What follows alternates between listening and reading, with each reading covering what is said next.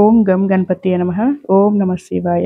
కేదారేశ్వర వ్రతకల్ప విధానం ప్రారంభం. శ్లోకం. అపవిత్రో పవిత్రో సర్వావస్థం గతోపివ యః స్మరేత్ పుండరీకాక్షం సవ్యావంతరః శుచిః.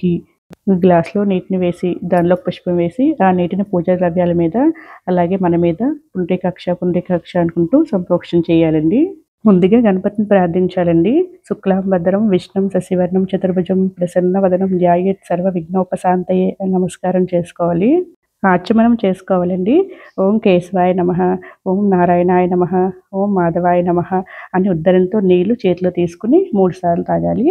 అదే మగవారైతే గనక నమః బదులు స్వాహ అని చెప్పాలి చివరిని. ఓం గోవిందాయ నమః అని 4వసారి నీళ్ళు తీసుకుని కింద వదిలేయాలండి.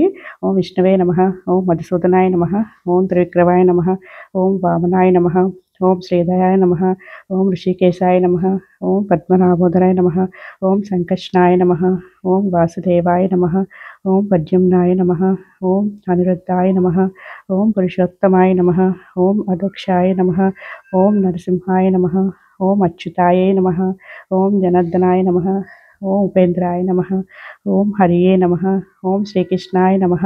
ఇప్పుడు భూమి శుద్ధ మంత్రం చెప్పాలండి. ఉత్తిష్టంతు భూత పిశాచాః ఏతే భూమి భారకః ఏతేషామావిరోధేన పూజా కర్మ సమారభే మమ ఉపాత్త సమస్త దుర్దాక్షాయ ద్వారా శ్రీ పరమేశ్వర ప్రీత్యర్థం శుభే శోభనే ముహూర్తే శ్రీ మహావిష్ణు రాజాజ్ఞ ప్రవర్తమానస్య అద్య బ్రాహ్మణః ద్వితీయ పరార్ధే శ్వేతవరాహ కల్పే వైవస్త మన్యంతరే కలియుగే ప్రథమ పాదే జంబూద్వీపే భరతవర్షే భరతఖండే మేధుః దక్షిణ దిగ్భాగే శ్రీశైలే ప్రదేశ్ కృష్ణ గోదావరస్య మధ్యప్రదేశ్ స్వగృహే సమస్త దేవతా బ్రాహ్మణ హరిహర గురుచరణ సన్నిధో.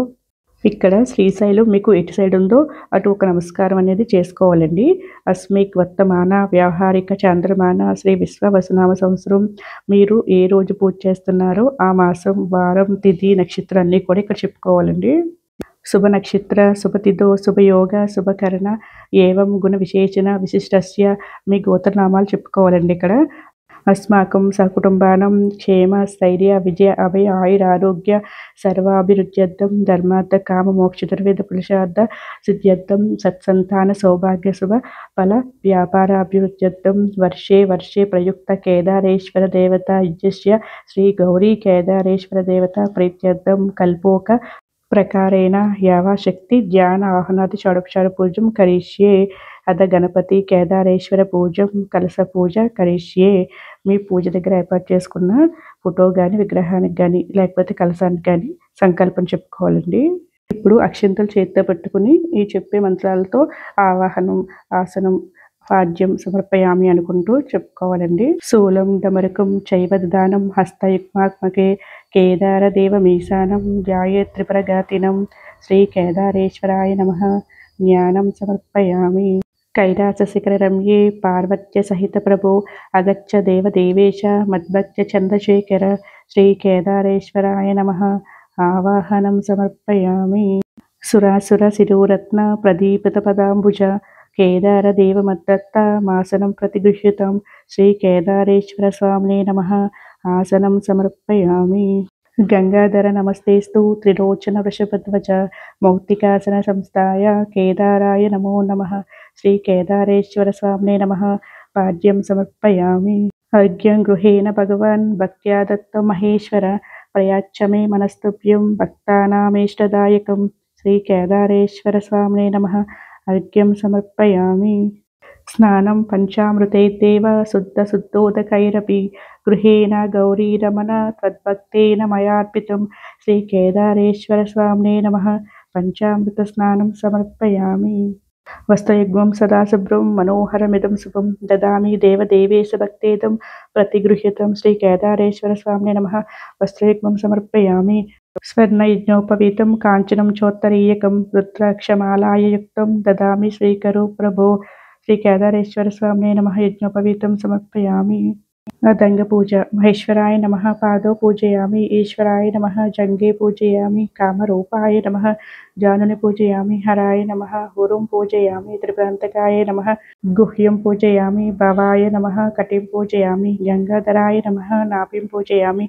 మహాదేవాయ నమః ఉదరం పూజయామి. పశుపతయే నమః హృదయం పూజయామి.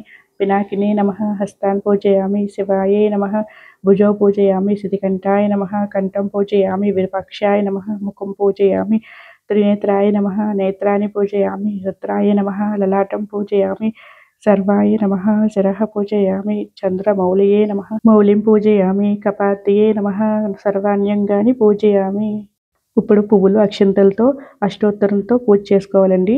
ఓం శివాయ నమః, ఓం మహేశ్వరాయ నమః, ఓం శాంభవే నమః, ఓం పినాకినే నమః, ఓం దశరేఖాయ నమః, ఓం వామదేవాయ నమః, వైర్పక్షాయ నమః, ఓం కపాగ్నే నమః, ఓం నీలలోతాయ నమః, ఓం శంకరాయ నమః, ఓం శూలపాణ్యే నమః, ఓం గట్వాణ్యే నమః, ఓం విష్ణువల్లభాయ నమః, ఓం శిపివిష్టాయ నమః, ఓం అంబికానాథాయ నమః, ఓం శ్రీకంఠాయ నమః, ఓం భక్తవత్సలాయ నమః, ఓం భావాయ నమః, ఓం సర్వాయ నమః, ఓం త్రిలోకేశాయ నమః, ఓం శ్రీకంఠాయ నమః, ఓం శివప్రియాయ నమః, ఓం ఉగ్రాయ నమః, ఓం కపాలినే నమః, ఓం కౌమారినే నమః, ఓం అంధకాసురసూత్నాయ నమః, ఓం గంగాధరాయ నమః, ఓం లాలాటక్షాయ నమః, ఓం కాళకాలాయ నమః, ఓం కృపానిధియే నమః, ఓం భీమాయ నమః, ఓం పరశస్తాయ నమః, ఓం భృగుపాణివే నమః, ఓం జటాధరాయ నమః, ఓం కైలాసవాసినే నమః, ఓం కవిష్ణే నమః, ఓం కఠోరాయ నమః, ఓం త్రిప్రాంతకాయే నమః, ఓం ఋషాంకాయ నమః, ఓం ఋషిబాడాయ నమః, ఓం భస్మదళిత విగ్రహాయ నమః, ఓం సామప్రియాయ నమః, ఓం సర్వమయాయ నమః, ఓం త్రైమూర్త్యే నమః, ఓం మనీశ్వరాయ నమః, ఓం పరమాత్మాయ నమః, ఓం సోమసురగ్నిలోచనాయ నమః, ఓం అభిషే నమః, ఓం యజ్ఞమయాయ నమః, ఓం సోమాయ నమః, ఓం పంచవక్తాయ నమః, ఓం సదాశివాయ నమః, ఓం విశ్వేశ్వరాయ నమః, ఓం వీరభద్రాయ నమః, ఓం గణనాథాయ నమః, ఓం ప్రజాపతియే నమః, ఓం హిరణ్యరేతాయ నమః, ఓం దుర్దర్శాయ నమః, ఓం గిరీశాయ నమః, ఓం వనగాయ నమః, ఓం భుజంగభూషణాయ నమః, ఓం భార్గాయ నమః, ఓం గిరిధ్వన్నే నమః, ఓం గిరిప్రియాయ నమః, ఓం కృతివాసాయ నమః, ఓం పురారాతాయ నమః, ఓం భగవతే నమః, ఓం ప్రమాదాధిపాయ నమః, ఓం మృత్యుంజయాయ నమః, ఓం సూక్ష్మతరవే నమః, ఓం జగద్వాపినే నమః, ఓం జగద్గురువే నమః, ఓం వ్యోమకేశాయ నమః, ఓం మహాసేనజనకాయ నమః, ఓం చారువిక్రమాయ నమః, రుద్రాయ నమః, ఓం భూతపతయే నమః, ఓం స్థానవే నమః, ఓం అహిర్బుద్ధ్యాయే నమః, ఓం దిగంబరాయ నమః, ఓం అష్టమూర్త్యే నమః, ఓం అనేకాత్మనే నమః, ఓం సాత్వికాయే నమః, ఓం శుద్ధ విగ్రహాయ నమః, ఓం శాశ్వతాయ నమః, ఓం ఖండపరసవే నమః, ఓం మాజాయ నమః, ఓం పాశవిభక్షాయే నమః, ఓం రూఢాయ నమః, ఓం పశుపతయే నమః, దేవాయ నమః, ఓం మహాదేవాయ నమః, ఓం అవ్యయాయ నమః, ఓం కేదారేశ్వర స్వామినే నమః, ఓం హరియే నమః, ఓం పోషదంతవేత్రే నమః, ఓం అవ్యగ్రాయ నమః, ఓం దక్షధ్వరహరాయ నమః, ఓం హరాయ నమః, ఓం భగనేత్రభిదే నమః, ఓం అవ్యక్తాయ నమః, ఓం సహస్రక్షాయ నమః, ఓం సహస్రపాదవే నమః, ఓం అపవర్గప్రదాయ నమః, ఓం అనంతాయ నమః, ఓం తారకాయ నమః, ఓం పరమేశ్వరాయ నమః. ఇప్పుడు అక్షింతలు చేతితో పట్టుకుని కేదారేశ్వర వ్రత కథను చదువుకోవాలి, లేకపోతే ఎవరైనా చదివితే వినాలి. ఒకసారి నైమిసారణ్యంలో సౌనకాది మహర్షులంతా ఒకే చోట కూర్చుని పురాణ చర్చ చేసుకుంటున్నారు. అదే సమయంలో సాక్షాత్ త్రిమూర్తి స్వరూపుడు సరస్వతి స్వరూపమైన వ్యాధవ్యాసుని శిష్యుడు సూత పౌరాణికుడు అక్కడికి వస్తారు.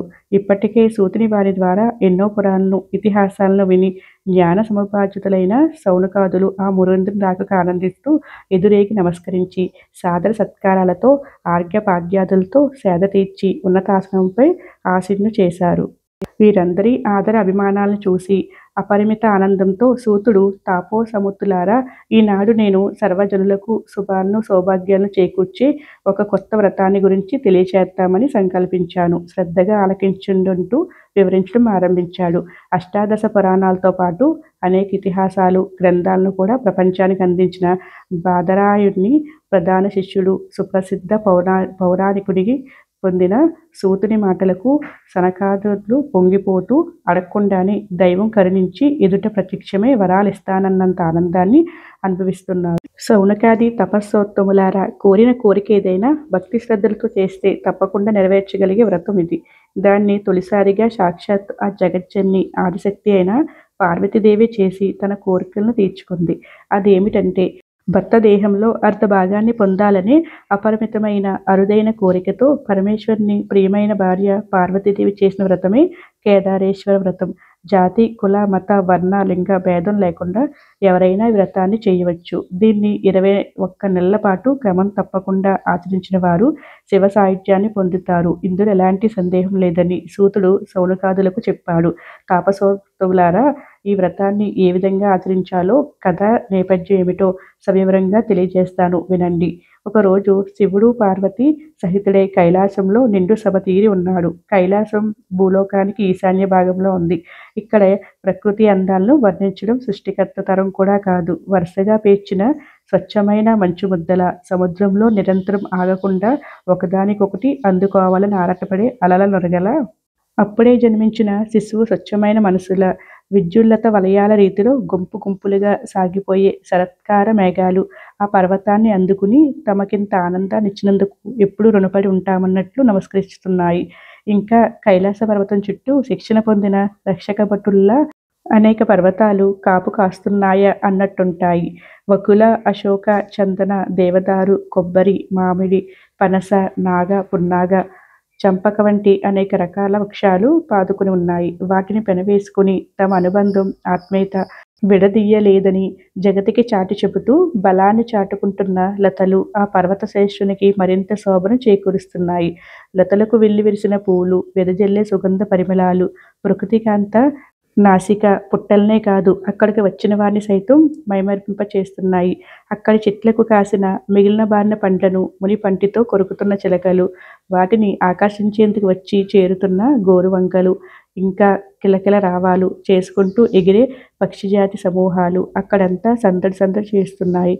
వీటికి తోడు గలగల సవ్వడి చేస్తూ పారే సెలయేళ్ల ప్రవాహాలు వాతావరణానికి శోభ చేకూరుస్తున్నాయి. ఇంతెందుకు, భూలోకంలోని సకల పర్వతాల్లోనూ మహోన్నతమైనది కైలాసగిరి. ఇదే భవానీ శంకర్లు కొలువుండే దివ్యనగం. అంతటి మహోత్కృష్టమైనదిగా, సర్వ కళ్యాణప్రదంగా, సర్వులకు పూజనీయమైనదిగా విలసిల్లే కైలాస పర్వతంలో జగత్కర్తైన పరమేశ్వరుడు పార్వతీ సమేతుడే ప్రసన్న వదనంతో ఆసీనుడై ఉన్నాడు. ఆ సమయంలో బోళాశంకరుని ప్రమథగణాలు సుశ్రావ్యంగా కీర్తిస్తున్నాయి. సర్వేంద్రియాలన్నీ జయించిన దేవతా సమానులు, బ్రహ్మాండ దేవతలు, వశిష్ఠాది మహర్షులు, యోగులు, సిద్ధ సాధ్య కింపురుష యక్ష గంధర్వాదులు ఉమామహేశ్వరిని సేవిస్తున్నారు. పంచభూతాలు, సూర్యచంద్రులు, తారలు, గ్రహాలు, ప్రమథగణాలు, కుమారస్వామి, వినాయకుడు, వీరభద్రుడు, నందీశ్వరునితో కలిసి పరమేశ్వరుడు కొలువు తీరాడు. వారంతా కైలాసవాసుని శ్రద్ధాసక్తులతో కీర్తిస్తున్నారు. ఇలా నిండు సభల్లో తన కీర్తించే వారందరినీ ప్రసన్న వదనంతో పరికిస్తూ దేవర్షి నారద మునీంద్రుడు, తుంబరాదుల వంటి దేవతా గాయకులను తన మహిమల్ని, లీలల్ని గానం చేయమని ఆదేశించాడు ఆ భవుడు. శంకరుని ఆజ్ఞానుసారం వారు గానం చేస్తుంటే ఆ గానానికి అనుగుణంగా రంభ, ఊర్వశి, తిలోత్తమ, కృతాచి లాంటి అప్సరసలు తమ తమ నాట్య భంగిమలతో జగదీశ్వరిని అలరిస్తున్నాయి. దేవగాయకుల గానానికి, అప్సరాదుల అపూర్వ నాట్య విలాసానికి అక్కడ వారంతా ఆనందపడిపోయారు. ఈ సమయంలో ప్రకృతి కూడా పరవశించిపోతుంది. చతుర్దశ భువనాలు పులకించి పొంగిపోతున్నాయి. అలాంటి ఆనందకరమైన తరుణంలో శివభక్తుల్లో అత్యంత శ్రేష్ఠుడైన భృంగి అనే భక్త పరమాణువు పరవశుడై విపరీత భంగిమలతో వినోద నాట్యం చేశాడు. అలా నాట్య సంబరం, నాట్యగతులతో సభాసదులను శివుణ్ణి మెప్పించాలని ప్రయత్నించి కృతకృత్యుడయ్యాడు. అతని విపరీత నాట్యం అక్కడున్న వారందరిలో హాస్యాన్ని పుట్టించింది. అయితే శివుడైతే ఏకంగా అతని నాట్యానికి సంతసించి తన వడిలో కూర్చున్న పార్వతీదేవిని కిందకు దించి సింహాసనం నుంచి లేచి భృంగిని తమ అమృత హస్తంతో ఆప్యాయంగా వెన్ను తట్టి ఆశీర్వదించాడు. దీన్ని అదునుగా తీసుకుని భృంగి అతని తోటివారు పార్వతిని పట్టించుకోకుండా కేవలం శివుణ్ణి మాత్రమే ప్రదక్షిణం చేస్తూ నమస్కరించారు. ఇది గమనించిన పార్వతి రోషంతో తన ప్రియవల్లభుని చేరి, నాదా, చూశారా ఈ దురన్యాయం? మీ భక్తుడైన భృంగి నన్ను విడిచి కేవలం మీకు మాత్రమే నమస్కరించాడు. ఆటపాటలతో మిమ్మల్ని పలు భంగిమలను అలరించిన భృంగి మీ నుండి నన్నెలా ఎందుకు వేరుపరిచాడని ప్రశ్నించింది. అందుకు సదాశివుడు చిరునవ్వులు చిందిస్తూ పార్వతిని తన పక్షానికి హత్తుకుంటూ, దేవి, ఇందులో ఒక పరమార్థం లేకపోలేదు. యోగులైన వారికి నీ వల్ల పెద్దగా ప్రయోజనం ఉండదన్న భావంతో నిన్నెలా ఉపేక్షిస్తూ నాకు మాత్రమే నమస్కరించాడని సమాధానమిచ్చారు. జగత్పతురాలైన మీ ఇల్లాలిన ఇండి నా పట్ల మీ భక్తునికెంత తిరస్కార భావమా? దీన్ని జీర్ణించుకోలేకపోతున్నాను. అంతటి అయోగ్యరాలిని అయ్యానా అని కోపగించి తన పతితో సమానమైన అర్హతను సంపాదించడం కోసం తపస్సు చేసేందుకు నిర్ణయించుకుంది. అనుకున్న మరుక్షణమే సుమనోహరమైన కైలాసాన్ని విడిచి పెట్టి తన మున్యాశ్రమానికి చేరుకుంది.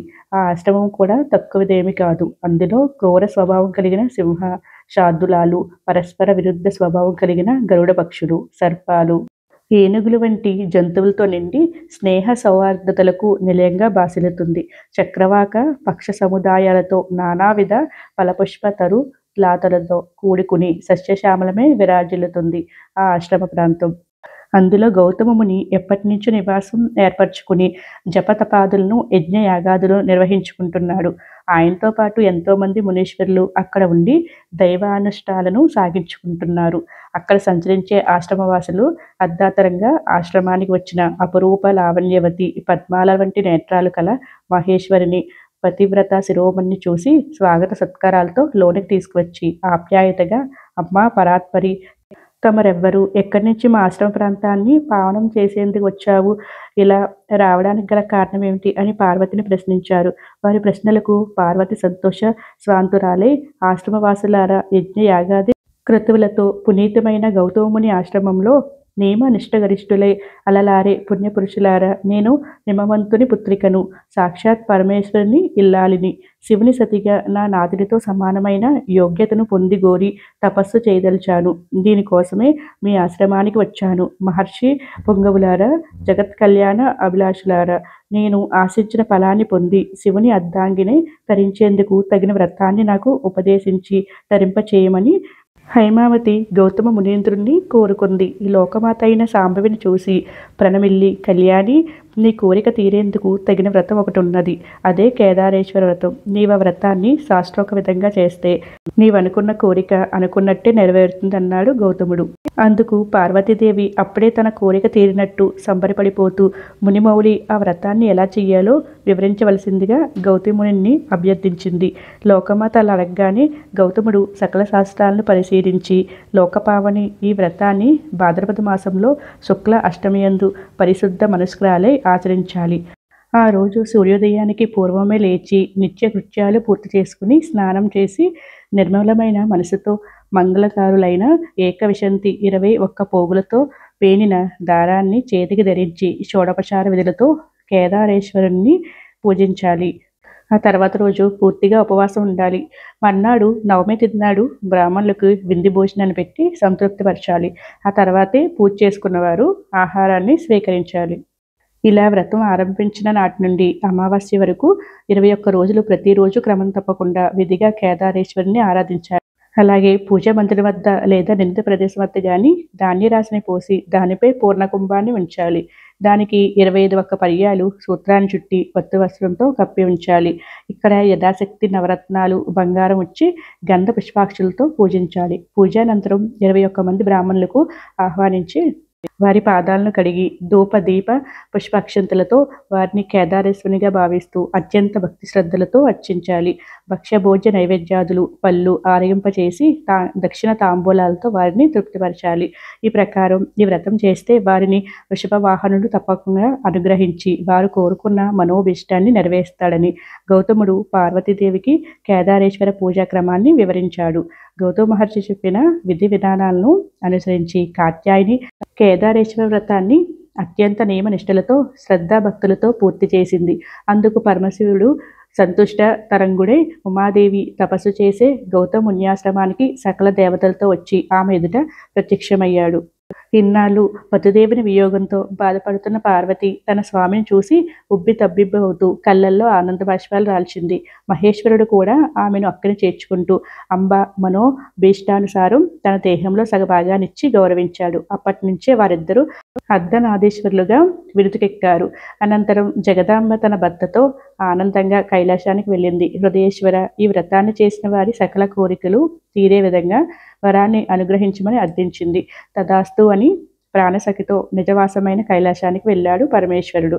ఇలా కొంతకాలం సాగింది. శివభక్తి పరాయణుడైన చిత్రాంగదుడని గంధర్వుడు నందికేశ్వరుని ద్వారా ఈ కేదారేశ్వర వ్రత మహత్యం గురించి విని తానుండే దివిజలోకం నుంచి మనుష్యలోకం వచ్చి దీని ప్రభావం తెలియచేయాలనుకున్నాడు. వెంటనే అతను ఉజ్జయిని నగరం వెళ్ళి ఆ నగరాన్ని పరిపాలిస్తున్న వజ్రదంత మహారాజునకు కేదారేశ్వర వ్రత విధానాన్ని వివరించాడు. మరుక్షణమే వ్రత వైశిష్టాన్ని గ్రహించిన వజ్రదంతుడు ముందు స్వయంగా అతను ఆ వ్రతం ఆచరించి శివానుగ్రహంతో సర్వాంశ సార్వభౌముడయ్యాడు. ఇదే నగరంలో నివాసముండే ఒక వైశ్యునకు పుణ్యవతి, భాగ్యవతి అనే 2 కుమార్తెలున్నారు. వాళ్ళిద్దరూ ఒకరోజు తండ్రి వద్దకు వెళ్ళి, తండ్రి, మాకు కేదారేశ్వర వ్రతం చెయ్యాలని అభిలాష కలుగుతుంది, కాబట్టి దీన్ని చేసేందుకు అనుజ్ఞమ్మని కోరుకున్నారు. అందుకు అతడు, బిడ్డలారా, ప్రస్తుతం మనం అత్యంత పేద జీవితాన్ని గడుపుతున్నాం. ఇప్పుడు నా వద్ద వ్రతానికి చాలినంత ధనం లేదు. అందుకు కావలసిన వస్తువులను సమకూర్చగలిగే సామర్థ్యం కూడా నా వద్ద లేదు. కాబట్టి మీరు ఈ ఆలోచనను విరమించుకోండి అని చెప్పాడు. అందుకు ఆ వైశ్యపుత్రికలు, తండ్రి మాకు ధనం వద్దు, కేవలం నీ ఆజ్ఞే మాకు ధనంతో సమానమని అడిగారు. అందుకు సరేనన్నాడు. పుణ్యవతి, భాగ్యవతిద్దరూ ఒక మర్రి చెట్టు కింద కూర్చుని 21 పోగుల తోరణాన్ని ధరించి పూజను నిర్మలమైన మనసుతో చిత్తాన్ని శివునిలపై లయం చేసి వ్రతాన్ని పూర్తి చేశారు. వారి వ్రతానికి మహేశ్వరుడు మహాదానందభరితుడై వ్రతానికి కావలసిన పూజా సామగ్రిని అనుగ్రహించాడు. దాంతో వారు కల్పోక్త విధానంగా వ్రతాన్ని సంపూర్ణం చేసుకోగలిగారు. వ్రతానికి పరవశుడైన పశుపతి వారి ఎదుట సాక్షాత్కరించి సకల ఐశ్వర్యాలు, ఆయురారోగ్యాలను అనుగ్రహించడమే కాకుండా అత్యంత సుందరమైన రూపలావణ్యాలను ప్రసాదించి అంతర్ధానమయ్యాడు. కాలం సాగుతుంది. బాలికలుగా ఉన్న వైశ్యపుత్రికలకు ఇప్పుడు యుక్త వయసులో అడుగుపెట్టారు. సౌందర్య సోయగంతో నిండు పున్నమి చంద్రుల్లా మెరిసిపోతున్నారు. దాంతో వైశ్యపుత్రికల్లో పెద్దామె పుణ్యవతిని ఉజ్జయిన నగర మహారాజు, చిన్నామెను భాగ్యవతిని చోళభూపాలుడు వివాహం చేసుకున్నారు. తమ కుమార్తెలు ఆయా రాజ్యాలకు పట్టపురాణులు కావడంతో వారి పేద తండ్రైన వైశ్యుడు మగ సంతానాన్ని కూడా పొంది రాజభోగాలతో సుఖంగా జీవితం గడుపుతున్నారు. అయితే కాలం ఎప్పుడూ కూడా ఒకేలా సాగదు కదా. వైష్ణుని చిన్న కుమార్తె భాగ్యవతి అనుకోకుండా తనకు కలిగిన ఇంత ఐశ్వర్యం, నడమంత్రపు సిరిని చూసి మదోన్మాతురాలై కేదారేశ్వరతాన్ని, పరమేశ్వరుని మహత్యాన్ని మర్చిపోయింది. దాంతో ఈశ్వరుడు ఆమెపై ఆగ్రహించాడు. తక్షణమే ఈశ్వరుని మాయా విలాసంతో భాగ్యవతి భర్త ఆగ్రహానికి గురైవి ఆమెను, కుమారుని రాజ్యం నుంచి వెలగొడతాడు. దాంతో భాగ్యవతి రాజభోగాల్ని వీడి వీధిని పడి పలరాని పాటలు పడుతూ ఒక బోయవాని ఆశ్రయాన్ని కోరింది. మరికొన్ని రోజులకు ఆమె తన కుమారుని దగ్గరకు పిలిచి, కుమార, నీవు పెత్తల్లి ఉజ్జయినిపురం మహారాణి ఆమె వద్దకు వెళ్ళి దీనావస్థ తెలియచేసి ఆమెను సహాయం అందించి రమ్మని చెప్పి పంపింది. అతడు ఆ విధంగానే ఉజ్జయిని వెళ్ళి పెద్దల్లి చెంతకు చేరి తమ దుస్థితిని వివరించాడు. దాంతో చెల్లెలికి కలిగిన దురదృష్టానికి బాధపడి కుమారుని చేతికి కొంత ధనాన్నిచ్చి పంపింది. దైవోపతులైన భాగ్యవతి ఆమె కుమారులకు ఆ ధనం దక్కలేదు. శివమాయతో కొందరు దొంగలు అతని దారి కాచి ఆ ధనాన్ని ఎత్తుకుపోయారు. దాంతో అతడు విచారిస్తూ పెద్దల వద్దకు వెళ్ళి జరిగిందంతా తెలియజేశాడు. అందుకు దుఃఖిస్తూ ఆమె తిరిగి మరికొంత ధనం ఇచ్చి పంపించింది. ఈసారి కూడా అదే విధంగా జరిగింది. తిరిగి పెద్దల వద్దకు వెళ్లేందుకు ప్రయత్నిస్తుంటే, నీవిలా ఎన్నిసార్లు పెద్దల వద్దకు వెళ్ళి సొమ్మును తెచ్చుకున్నా అది మీకు నిలవదు. ఎందుకంటే నీ తల్లి కేదారేశ్వర స్వామి వ్రతాన్ని మానవేసిన కారణంగా ఇలా జరుగుతుందని. కాబట్టి తిరిగి భక్తి శ్రద్ధలతో వ్రతాన్ని ఆచరిస్తే అంతా మంచి జరుగుతుందని ఆకాశవాణి రూపంలో మహేశ్వరుడు భాగ్యవతి కుమారుని హెచ్చరించాడు. ఆ మాటలు విన్న అతడు తిన్నగా పెద్దల వద్దకు వెళ్ళి తాను విన్న మాటలను తెలియజేశాడు. అప్పుడు పుణ్యవతి బాగా ఆలోచించి అతనితో ఇక్కడే కేదార వ్రతాన్ని శాస్త్రోక్త విధానంగా చేయించి డబ్బిచ్చి పంపించింది. నువ్వు వెళ్ళగానే నీ తల్లిని కూడా ఈ కేదార వ్రతం చేయవలసిందిగా చెప్పమంది. అతడు ఆ ప్రకారం తల్లి వద్దకు వెళ్ళి పుణ్యవతి ఇచ్చిన సొమ్మును ఇచ్చి వ్రతం చేయవలసిందని పెద్దమ్మ చెప్పిన మాటలను తెలియజేశాడు. దాంతో భాగ్యవతికి తాను చేసిన తప్పిద జ్ఞాపకానికి వచ్చింది. వెంటనే ఆమె నియమనిష్టలతో భక్తి శ్రద్ధలతో కేదార వ్రతం చేసుకుంది. దాంతో తిరిగి ఈశ్వరుని కృపాకటాక్షాలు ఆమెపై నిండుగా ప్రసరించి వెంటనే ఆమె భర్త ఆమెను తీసుకువెళ్లేందుకు మంది మార్బలంతో వచ్చాడు. కుమారుని భార్యను రాజ్యానికి తీసుకువెళ్లి హాయిగా భర్తతో కలిసి ప్రతి సంవత్సరం కేదార వ్రతం చేస్తూ శివానుగ్రహం పొంది సుఖశాంతులు, సౌభాగ్య సంపదలతో జీవిస్తుంది. ఎవరైతే ఈ కేదారేశ్వర వ్రతాన్ని నియమనిష్టలతో కల్పోక్త ప్రకారంగా చేస్తారో వారు ఎటువంటి కష్టాన్నైనా సరే అవలేలగా ఎదుర్కొనగలుగుతారు. జీవించినంత కాలం అంతులేని సుఖ సంపదలు, ఆయురారోగ్యాలతో జీవించి అంత్యంలో శివ సాన్నిధ్యాన్ని పొందుతారు. ముందు పట్టుకున్న అక్షింతలను కేదారేశ్వర ప్రసాదంగా ఆశీస్సులుగా భావిస్తూ శిరస్సున వేసుకోవాలి.